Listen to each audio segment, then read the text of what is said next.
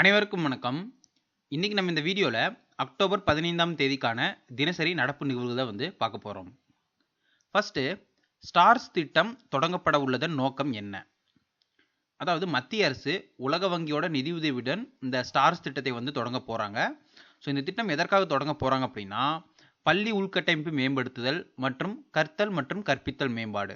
So இதை ரெண்டுக்காக மேம்படுத்துறதுக்காக தான் இந்த ஸ்டார்ஸ் திட்டம் தொடங்க போறாங்க. ஸோ இதற்கான விடை பார்த்தோம் அப்படின்னா ஆப்ஷன் டி.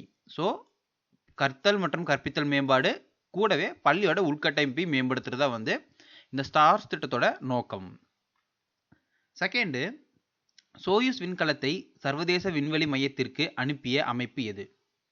அதாவது இன்னைக்கு பார்த்தோம் அப்படின்னா ஒரு நாட்டோட விண்வெளி அமைப்பு சோயூஸ் விண்கலத்தை சர்வதேச விண்வெளி மையத்திற்கு அனுப்பியிருக்காங்க. ஸோ அது எந்த அமைப்பு அப்படின்னா ரோஸ்காஸ்மஸ். ஸோ இந்த அமைப்பு தான் இந்த விண்கலத்தை அனுப்பியிருக்கு. ஸோ இது எந்த நாட்டோட விண்வெளி அமைப்பு அப்படின்னு பார்த்தோம் அப்படின்னா ரஷ்யாவோட விண்வெளி அமைப்பு. ஓகேங்களா? இந்த ரஷ்யாவோட விண்வெளி அமைப்பு தான் இந்த சோயூஸ் விண்கலத்தை அனுப்பியிருக்காங்க. இந்த சோயூஸ் விண்கலம் இன்னைக்கு என்ன சாதனை படைத்திருக்குது அப்படின்னு பார்த்தோம் அப்படின்னா அனுப்பிய 3 மணி 3 நிமிஷத்திலேயே சர்வதேச விண்வெளி மையத்தை இந்த சோயூஸ் விண்கலம் அடைஞ்சிருக்கு.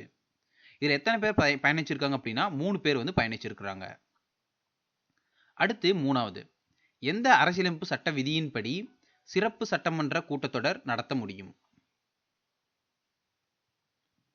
ஸோ இதற்கான விடை ஆப்ஷன் சி. ஸோ அரசியலமைப்பு சட்ட விதி 174 படி தான் சிறப்பு சட்டமன்ற கூட்டத்தொடரை கூட்ட முடியும். ஸோ இதுவே இடம்பெற்றிருக்கு அப்படின்னா பஞ்சாப் மாநில அரசு சிறப்பு சட்டமன்ற கூட்டத்தொடரை கூட்டியிருக்காங்க.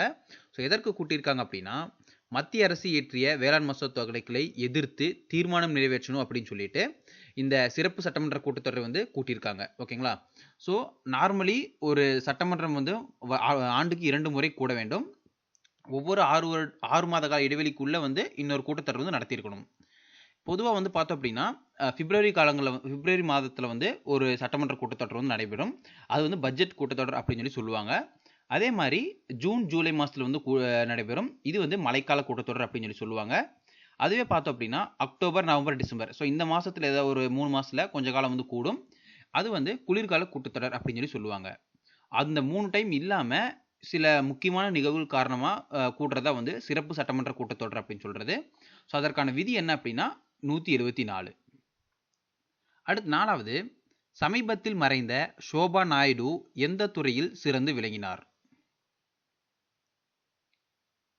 ஸோ இதற்கான விடை பார்த்தோம் அப்படின்னா ஆப்ஷன் சி. ஸோ இவங்க நடனத்தில் சிறந்து விளங்கியிருக்காங்க. ஷோபா நாயுடு அவர்கள் ஆந்திராவை சேர்ந்தவங்க. ஸோ இவங்க பார்த்துட்டோம் அப்படின்னா குச்சிப்புடி நடனத்தில் சிறந்து விளங்கியிருக்காங்க. இவர் பத்மஸ்ரீ விருதையும் வாங்கியிருக்காங்க. சமீபத்தில் இவர் மறைஞ்சிட்டாரு. அடுத்து அஞ்சாவது, T20 போட்டியில் 10,000 ரன்களை கடந்த முதல் ஆசிய கிரிக்கெட் வீரர் யார்? அதாவது 2020 போட்டியில் 10,000 ரன்களை கடந்த முதல் ஆசிய கிரிக்கெட் வீரர் யார் அப்படின்னா ஷோயப் மாலிக். இவர் தான் 10,000 ரன்னை கடந்த முதல் ஆசிய கிரிக்கெட் வீரராக உருவெடுத்திருக்காரு. அடுத்து ஆறாவது, 2020ஆம் ஆண்டிற்கான சாஸ்திரா ராமானுஜம் விருதை வென்றவர் யார்? ஸோ இந்த சாஸ்திரா ராமானுஜம் விருதை யார் கொடுக்குறாங்க அப்படின்னா சாஸ்திரா யூனிவர்சிட்டி கொடுக்குறாங்க. கணிதத்தில் சிறந்து விளங்கும் நபருக்கு இந்த விருது ஒவ்வொரு வருடமும் கொடுத்துட்டு இருக்காங்க. ஸோ இதற்கான எலிஜிபிலிட்டி கிரைட்டீரியா அப்படின்னா 32 வயசுக்கு உள்ளே இருக்கணும். இதற்கான பரிசு தொகை $10,000 கொடுக்குறாங்க. ஸோ இந்த வருடம் இந்த விருதை யார் வாங்கியிருக்காங்க அப்படின்னா சாய் ஈவ்ரா. ஸோ இவர் தான் இந்த வருட விருதை வாங்கியிருக்காங்க.